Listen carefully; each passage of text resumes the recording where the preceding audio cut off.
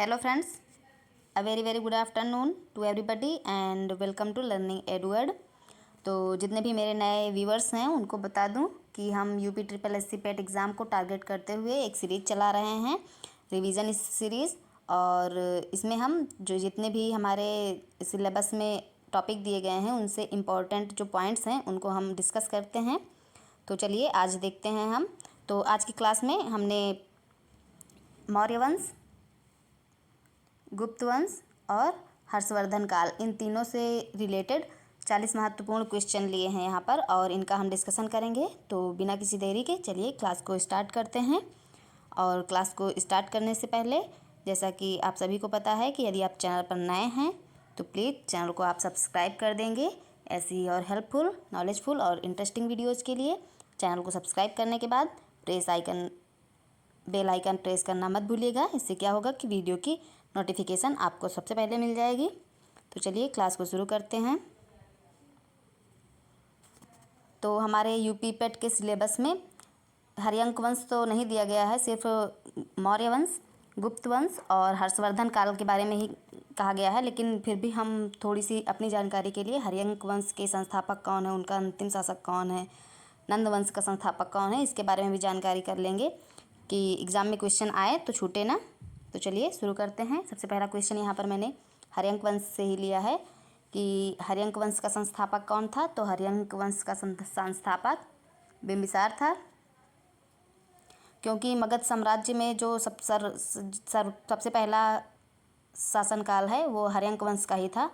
और हर्यंक वंश के बाद शिशुनाग वंश और शिशुनाग वंश के बाद नंद वंश की स्थापना हुई थी। उसके बाद मौर्य वंश आता है। तो सबसे पहले हम इनके बारे में 2-4 क्वेश्चंस करेंगे। सेकंड क्वेश्चन है हर्यंक वंश का अंतिम शासक कौन था। तो हर्यंक वंश का अंतिम शासक नागदशक था। इसके बाद शिशुनाग वंश के बारे में अगर हम बात करें तो शिशुनाग वंश का संस्थापक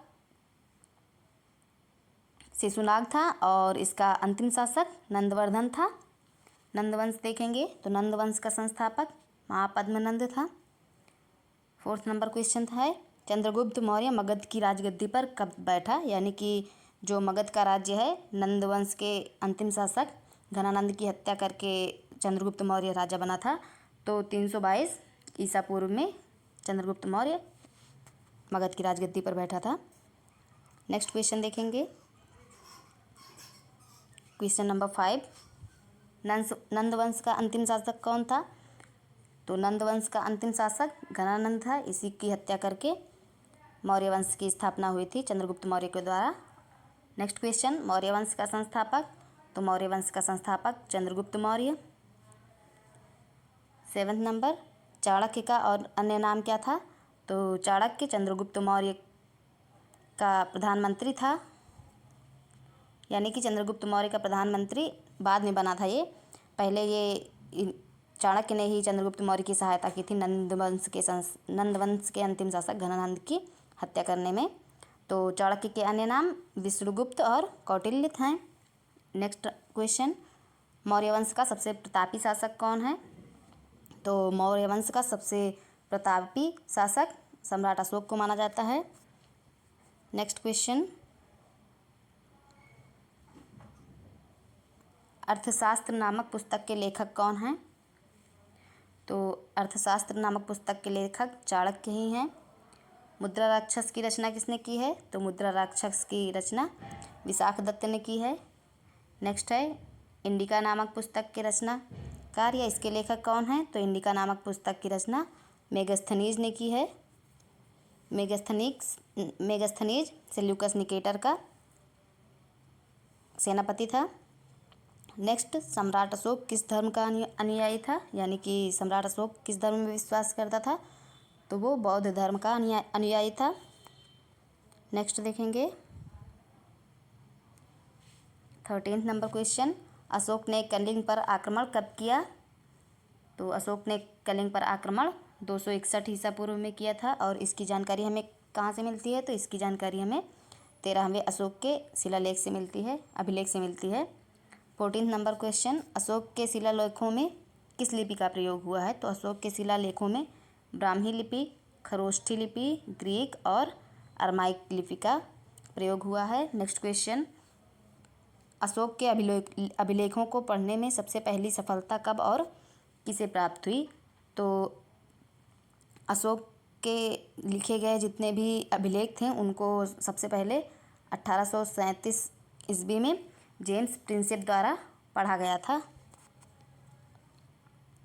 नेक्स्ट क्वेश्चन 16 नंबर, कलिंग युद्ध के बारे में जानकारी हमें किस अभिलेख से प्राप्त होती है? तो यह भी मैंने आपको बताया कि 13वें अभिलेख से प्राप्त होती है कलिंग युद्ध के बारे में जानकारी, कि उसमें उसके कलिंग युद्ध के परिणाम क्या हुआ और उस युद्ध के बारे में संपूर्ण जानकारी हमें 13वें अभिलेख से मिलती है। 17 नंबर क्वेश्चन, कौशाम्बी अभिलेख को क्या कहा जाता है?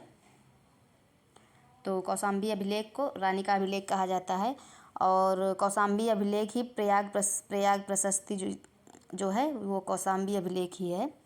इसको अकबर द्वारा इलाहाबाद लाया गया था। 18 नंबर, अशोक का सबसे बड़ा अभिलेख कौन सा है? तो अशोक का सबसे बड़ा अभिलेख 7वां अभिलेख है। और अशोक का सबसे छोटा स्तंभ लेख तो रुक्मिणीदेही अभिलेख, ये सबसे छोटा अभिलेख है सम्राट अशोक का। नेक्स्ट देखेंगे, शहबाजगढ़ी तथा मानसेहरा अभिलेख, ये दोनों पाकिस्तान में हैं, ये दोनों जगह हैं पाकिस्तान में हैं, शहबाजगढ़ी और मानसेहरा। इन अभिलेखों की लिपि क्या थी? तो इन अभिलेखों की लिपि खरोष्ठी लिपि थी। नेक्स्ट क्वेश्चन, गुप्त वंश का संस्थापक? तो गुप्त वंश का संस्थापक श्री गुप्त था। नेक्स्ट क्वेश्चन, गुप्त वंश का सम्राट जिसने महाराज धीराज की उपाधि धारण की, यानी कि ऐसा कौन सा सम्राट था गुप्त वंश का जिसने महाराजा धीराज की उपाधि धारण की? तो चंद्रगुप्त प्रथम ने महाराजा धीराज की उपाधि धारण की। 23 नंबर क्वेश्चन, गुप्त संवत की शुरुआत किसने की? शक संवत और गुप्त संवत आपने सुना होगा, उसी में से गुप्त संवत की शुरुआत किसने की? तो गुप्त संवत की शुरुआत चंद्रगुप्त प्रथम द्वारा 319 या 20 ईस्वी में हुई थी। नेक्स्ट 24 नंबर क्वेश्चन, भारत का नेपोलियन और कविराज किसे कहा जाता है? तो समुद्रगुप्त को भारत का नेपोलियन कहा जाता है। अब इसको भारत का नेपोलियन क्यों कहा जाता है? ऐसा कहा जाता है कि इसने 9 आर्यावर्त शासकों को और 12 दक्षिणावर्त के शासकों को हराया था, इसलिए इसको भारत का नेपोलियन कहा जाता है।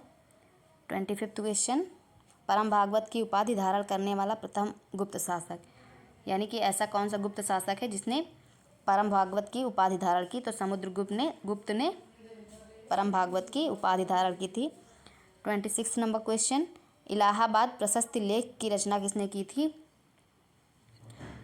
तो इलाहाबाद प्रशस्ति लेख के रचनाकार हरिसेन थे, जो कि समुद्रगुप्त के दरबारी कवि थे। नेक्स्ट क्वेश्चन 27 नंबर, चीनी बौद्ध यात्री फाहियान किस गुप्त शासक के शासनकाल में भारत आया था? तो फाहियान नामक चीनी बौद्ध यात्री चंद्रगुप्त सेकंड के शासनकाल में भारत आया था। 28 नंबर क्वेश्चन, नालंदा विश्वविद्यालय की स्थापना किसने की? तो नालंदा विश्वविद्यालय की स्थापना कुमारगुप्त ने की थी। 29 नंबर क्वेश्चन, गिरनार पर्वत पर स्थित सुदर्शन झील का पुनरुद्धार किसने करवाया? तो कौन सी झील? सुदर्शन झील। और किस पर्वत पर स्थित? गिरनार पर्वत पर स्थित सुदर्शन झील का पुनरुद्धार स्कंदगुप्त ने करवाया था। और अगर हम बात करते हैं अंतिम गुप्त शासक की, तो अंतिम गुप्त शासक विष्णुगुप्त था। नेक्स्ट क्वेश्चन, गुप्त राजाओं की शासकीय भाषा क्या थी, यानी कि राजकाज में यूज होने वाली भाषा क्या थी? वो संस्कृत थी। नेक्स्ट क्वेश्चन, पुष्यभूति वंश का सबसे प्रतापी राजा? तो हर्षवर्धन पुष्यभूति वंश का शासक था और सबसे प्रतापी शासक था। नेक्स्ट क्वेश्चन, हर्षवर्धन ने अपनी राजधानी कहाँ स्थापित की थी? तो हर्षवर्धन ने अपनी राजधानी कन्नौज को बनाया था। नेक्स्ट, चीनी यात्री ह्वेनसांग किसके शासनकाल में भारत आया? तो चीनी यात्री ह्वेनसांग हर्षवर्धन के काल में भारत आया था। अब हमें ये दोनों याद करना है, कन्फ्यूजन नहीं होनी चाहिए। अभी मैंने बताया कि जो चीनी बौद्ध यात्री था फाहियान, वो किसके शासनकाल में भारत आया? तो वो चंद्रगुप्त सेकंड के। और जब हम ह्वेनसांग की बात करेंगे तो ये हर्षवर्धन के शासनकाल में भारत आया था।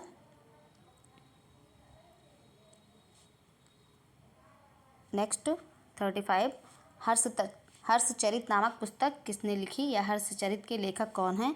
तो बाणभट्ट हर्षचरित पुस्तक के लेखक हैं, यानी इन्होंने हर्षचरित पुस्तक लिखी है और इन्होंने इस पुस्तक में हर्षवर्धन के बारे में लिखा है। 36 नंबर क्वेश्चन, भारतीय इतिहास का स्वर्ण युग किसे कहा जाता है? तो गुप्त काल की सांस्कृतिक उपलब्धियों के कारण गुप्त काल को भारतीय इतिहास का स्वर्ण युग कहा जाता है। नेक्स्ट, अभिज्ञान शाकुंतलम बुक किसने लिखी? तो ये कालिदास द्वारा लिखी हुई बुक है। 38 नंबर, मालविकाग्निमित्रम, ये भी कालिदास द्वारा लिखी गई पुस्तक है। और ये जितने भी बुक हम 4 बुक्स के बारे में जानेंगे और ये चारों गुप्त वंश की बहुत ही बेहतरीन बुक्स हैं।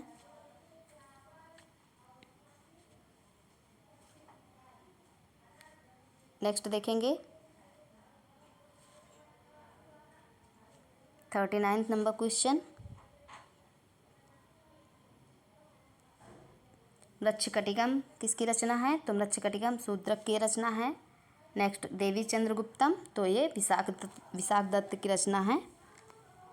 तो आज की क्लास में इतना ही। यदि क्लास आपको पसंद आए तो प्लीज़ क्लास को लाइक कर दीजिएगा, शेयर कर दीजिएगा और चैनल पर नए हो तो प्लीज़ चैनल को सब्सक्राइब कर दीजिएगा। और यदि आपका कोई भी डाउट, कोई भी सजेशन है तो प्लीज़ आप कमेंट बॉक्स में टाइप कर दीजिएगा। आप क्लास कैसी लगी ये भी आप बता सकते हैं। Thank you for watching and please subscribe the channel to be connected. On this note, this is Preeti Jaiswal signing off for today. See you in the next class. Till then, take care. Goodbye.